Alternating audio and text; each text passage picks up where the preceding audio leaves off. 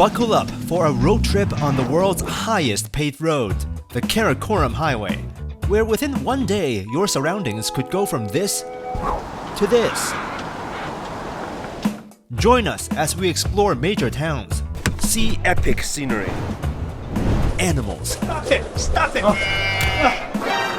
Oh, fantastic. Meet interesting people 这顶帽子的话是塔吉克族妇女的一个象征。 and hear incredible stories along the way. So, what happened here? 兄弟，你好。 Pakistan, here we go.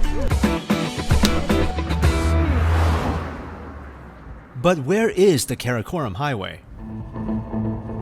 Stretching over 2,000 kilometers, the highway begins in Kashgar in China's western Xinjiang Uyghur Autonomous Region and runs to Pakistan's capital, Islamabad. It gets its name from the majestic Karakoram mountain range. But first, we begin our journey in Kashgar, which has been a major trading center on the old Silk Road. Here, I discovered something truly ancient and unique in a livestock market. You've got dust, animals, smells, noises, the complete sensory experience.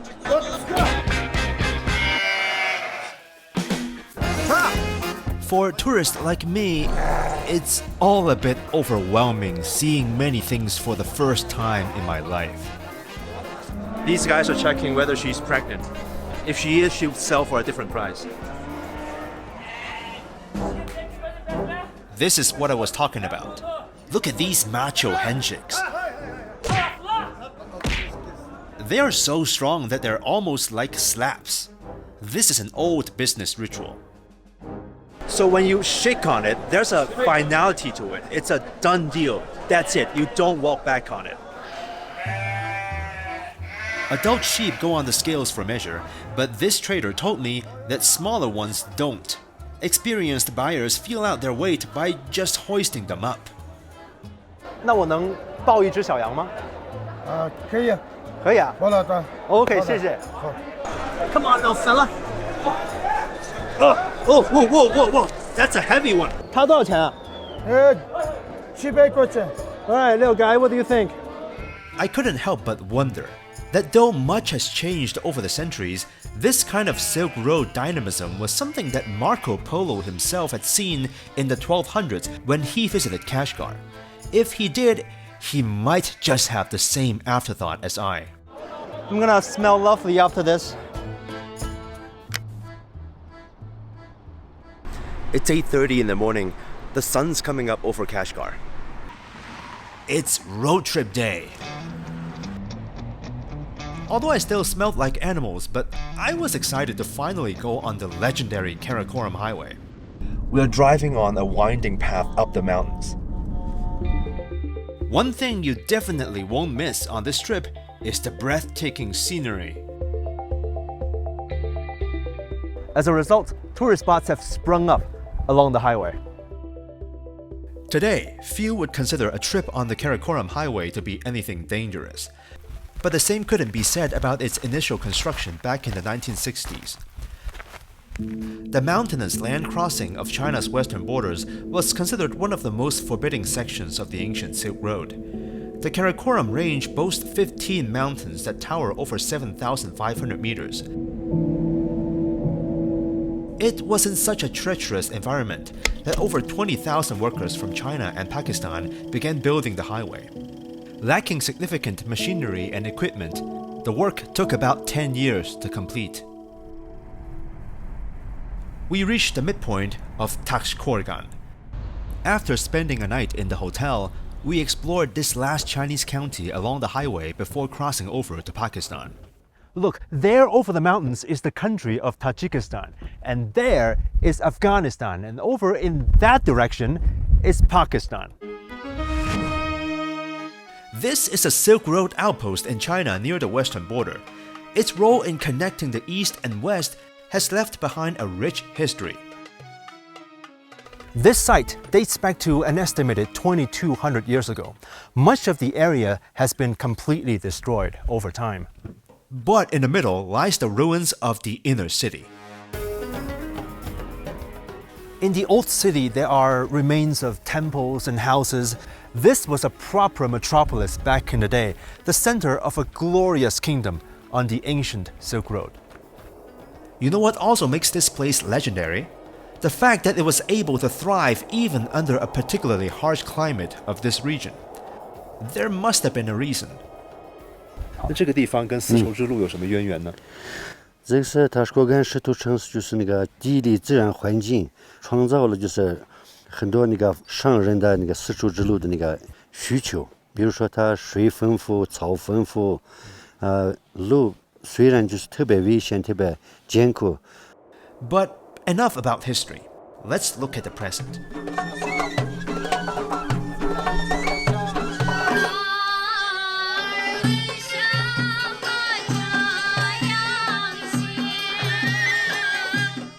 These people are the local Tajiks, one of the 56 ethnic groups in China.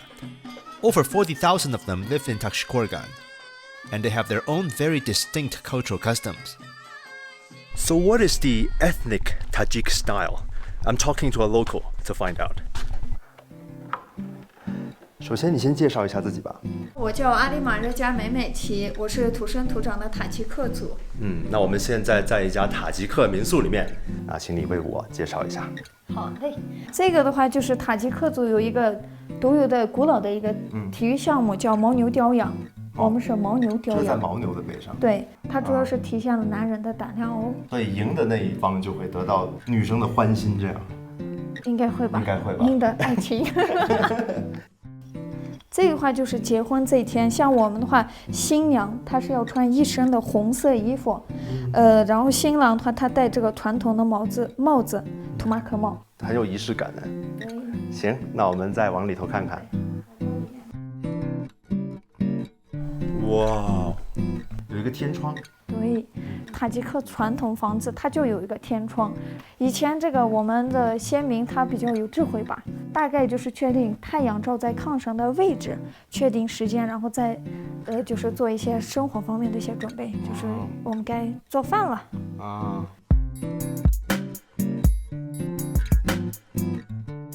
这个帽子，其实我在这边的大街上经常见到。其实我头顶上的这顶帽子也是一样的，对。这顶帽子的话是塔吉克族妇女的一个象征。像这个帽子我们叫霞衣大衣帽，它是圆顶硬壳帽，它是周边和顶部都是刺绣出来的。还有另一种说法，最早的时候，这个是未婚姑娘会戴这种。所以你戴的是未婚妇女的帽子。对。然后我们的刺绣品的灵感，它是来源于大自然。这是鹰爪。哦。然后这个彩色这种，它是代表的是水。都是有寓意的。这个姑娘出嫁的时候，我们的陪嫁物品当中就有帽子，还有各种刺绣，所以说我们就会有一句话：不会刺绣的姑娘，她是嫁不出去的。所以你会刺这种帽子吗？那肯定呀，我肯定得嫁得出去。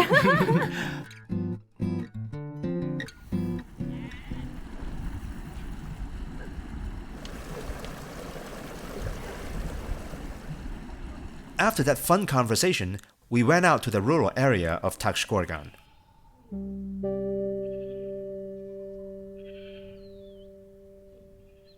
Agriculture and livestock farming remain important pillars of livelihood for people here in this part of the world.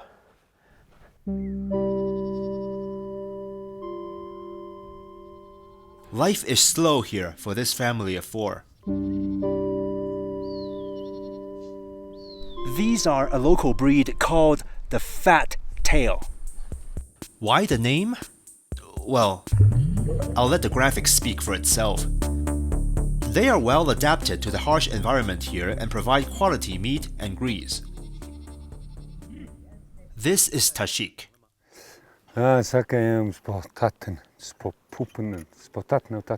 You might wonder how I made out what he said. I didn't. Tajik's son, who goes to school in the county and knows Mandarin, acted as my little translator/tour guide. 这里是做馕的。对。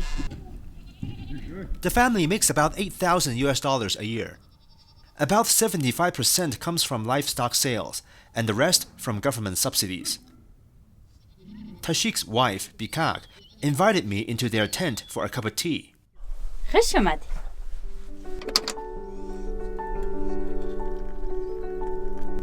Rahmat. People here are very hospitable. We've got milk tea, we've got naan, we've got yogurt, all the local delicacies. But the family told me that they will be moving to another base further downhill in September for the winter. Cold weather is coming. Tajik came back from grazing his sheep and sat by his daughter. I couldn't understand a word they said, but it sounded beautiful.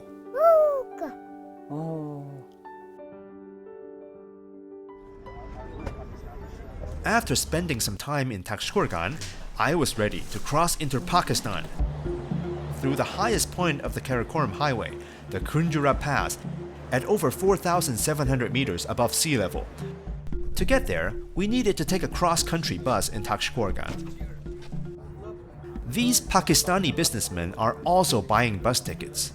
And when they return to Pakistan, they always bring back loads of stuff they bought in China. Which means luggage space is a valuable resource on this only twice-a-day cross-border bus. This is taking forever. What do you do here? Trading. Stones? Yeah. Stones. China government is very corporate. Is making roads, KKH roads. Yeah? Big way, Soon, we reached the Xinjiang Pass. This is Pakistan and China border. So we're crossing into your country. Yeah. Our journey beyond China has only just begun. Let's cross that border. We are at such a high altitude that this legendary ATM machine is arguably the highest one in the world. As we ventured deeper into Pakistan, our conversations got more serious. There was a big flood in Pakistan last year. Big flood, yeah. Yeah. How has that affected you and your family? Oh, too much. Too much? How?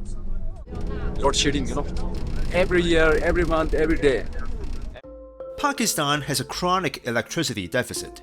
The causes are manifold, but a major flood along the Indus River and its tributaries in 2022 that affected about a third of the country had exacerbated the already serious power problem. Many cooperation projects from China in Pakistan are power plants, which provide nearly a quarter of the electricity supplied to Pakistan at the peak. But still, there's much room for improvement. The destructive force of nature is a constant presence at the Pakistani section of the Karakoram Highway.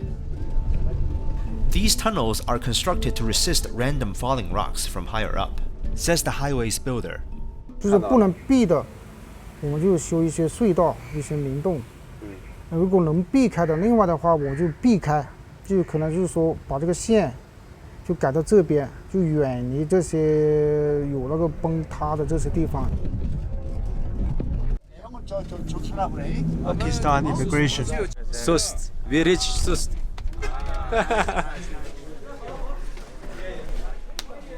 China, ni hao. Thank you. From Pakistan, Adnan. Experts say building and maintaining the Karakoram Highway in this region is especially challenging.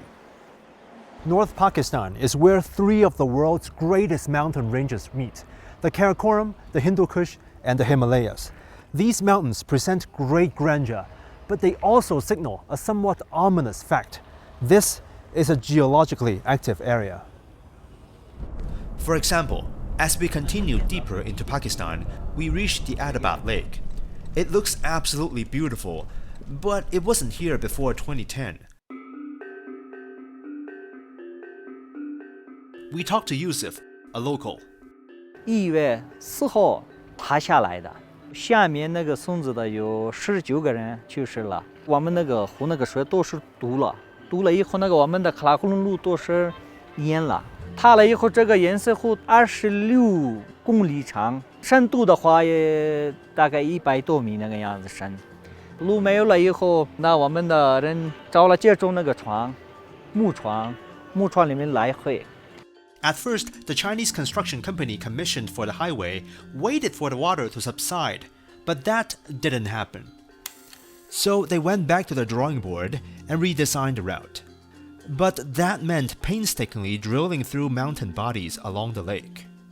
后面是我们那个中国路桥，修了上边修了那个路，修了隧道。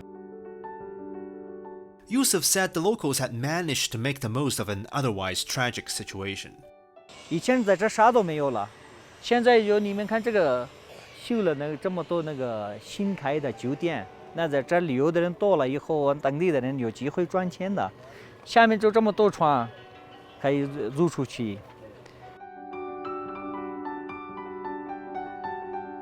Some of you might have noticed, Yusuf speaks fluent Chinese. He's now a translator for the China Road and Bridge Corporation. 借着公路的升级改造，让喀拉昆仑公路重获新生，使古老的丝绸之路焕发生机，让原来14小时的这个车程缩短了7小时，运输能力也提高了3倍。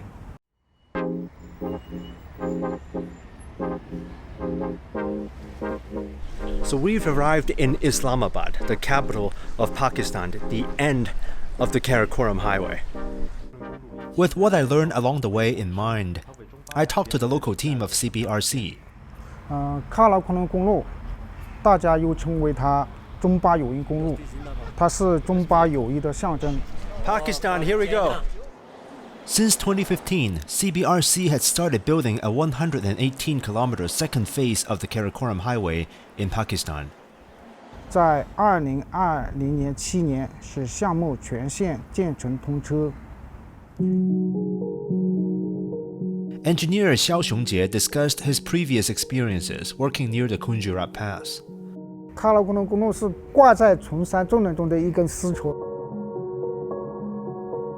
我前几天也在红喜拉普那边待过一会儿，我发现8月份也是飘着大雪啊。对，看着好天气，它直接就飘雪了。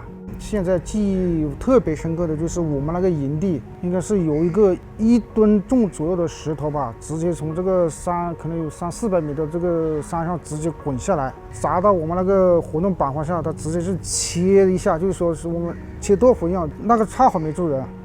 当时我都不知道我怎么坚持下来的。 Before leaving Pakistan, there was a final thing I wanted to see. It's easy to recognize a Pakistani truck on the road. Flamboyant is sort of an understatement. This truck art culture, popular throughout South Asia, makes driving along the Pakistani section of the Karakoram Highway a unique experience. With that interest satisfied, I flew to another country to continue my journey. Subscribe for the next part of my adventure to... Well, it's got a new English name. Turkey.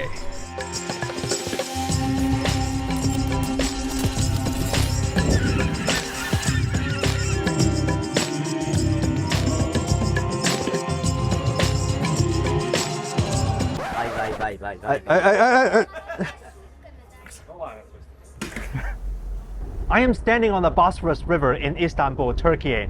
I know everybody who visits Istanbul will say this at some point during their stay, but I am right between Europe and Asia. This is epic.